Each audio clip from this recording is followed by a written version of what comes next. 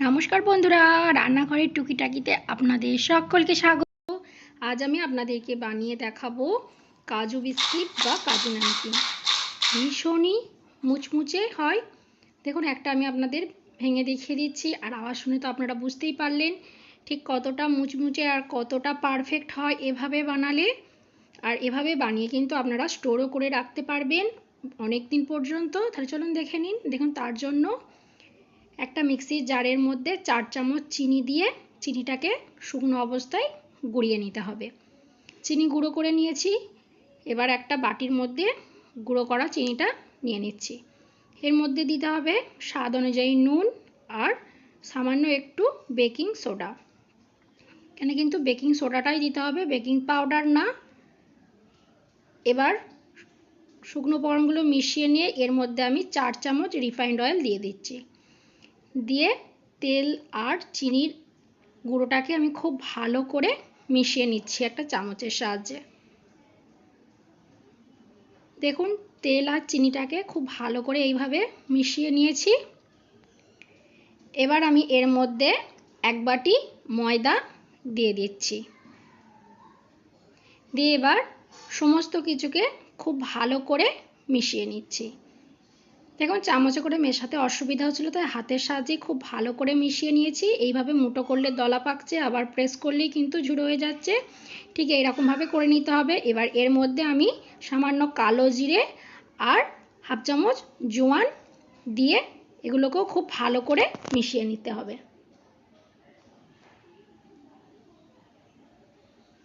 সমস্ত উপকরণ খুব ভালো করে মিশিয়ে নিয়েছি।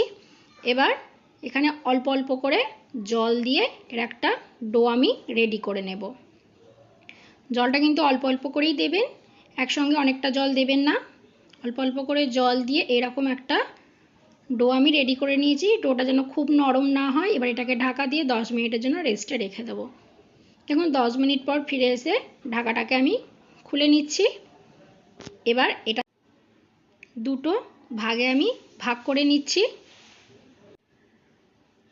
দেখুন, একটু বড় বড় করে আমি দুটো ভাগে ভাগ করে নিয়েছি। এবার এখানে একটা চাকি বেলনা নিয়ে তার উপরে শুকনো ময়দা আমি ছড়িয়ে দিচ্ছি। এবার ওখান থেকে একটা বড় লেচি নিয়ে নিয়েছি। এবার প্রথমে শুকনো ময়দাটাকে এর গায়ে খুব ভালো করে মাখিয়ে নিচ্ছি।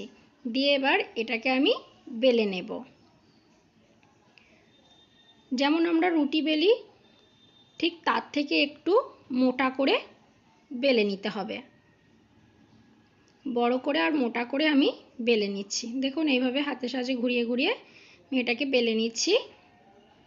এরকম থিকনেসের আমি কিন্তু রুটিটা করে নিয়েছি। এবার এখানে দেখুন, একটা জলের বোতলের ঢাকনা আমি নিয়ে নিয়েছি।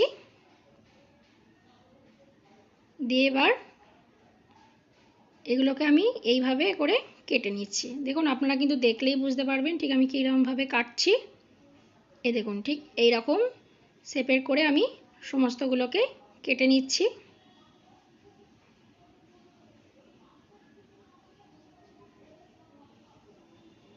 এইরকম করে করে আমি গোটা রুটিটাকে এইভাবে করে এই জলের বোতলের ঢাকনা করে করে আমি কেটে নিচ্ছি। দেখুন, কিন্তু খুব সহজেই কাটা যাচ্ছে। ঠিক এইভাবে শেপ দিয়ে দিয়ে সমস্তগুলোকে আমি কেটে নিয়েছি। এই দেখুন কত সুন্দর দেখতে লাগছে। এবার একটা কড়াইয়ের মধ্যে আমি বেশ খানিকটা রিফাইন্ড অয়েল ভালো করে গরম হতে দিয়েছিলাম। দেখুন, তেলটা খুব ভালোভাবে গরম হয়ে গেছে। এবার যে কাজু বিস্কিটগুলো বা কাজু নেমকিনগুলো আমি কেটে রেখেছিলাম সেগুলোই তেলের মধ্যে আস্তে আস্তে করে আমি দিয়ে দিয়েছি। এবার গ্যাসের ফ্লেমটা লোয়ে করে দিয়ে এগুলোকে এবার আমি ভেজে নেব। এখানে কিন্তু গ্যাসের ফ্লেমটা অবশ্যই লো টু মিডিয়ামে রাখতে হবে। হাই রাখলে কিন্তু হবে না। হাই রাখলে কিন্তু তাহলে এগুলো কালার চলে আসবে ওপর থেকে, আর ভেতরটা কাঁচা থেকে যাবে, আর কিন্তু খাস্তাও হবে না। দেখুন, এইভাবে গ্যাসের ফ্লেমটা লো টু মিডিয়ামে রেখে আমি এগুলোকে নাড়িয়ে চাড়িয়ে ভেজে নিচ্ছি। দেখুন, মিনিট 3-4 সময় গ্যাসের ফ্লেমটা লো টু মিডিয়ামে রেখে আমি এগুলোকে এইভাবে লাল লাল করে ভেজে নিয়েছি। এবার একটা স্ট্রেনারের সাহায্যে তেলটা ঝরিয়ে আমি এগুলোকে উঠিয়ে নিয়ে বাকিগুলোকেও সেমভাবে ভেজে নিচ্ছি। দেখুন, সমস্তগুলো কিন্তু আমার ভেজে নেওয়া হয়ে গেছে আর ভীষণই খাস্তা হয়েছে।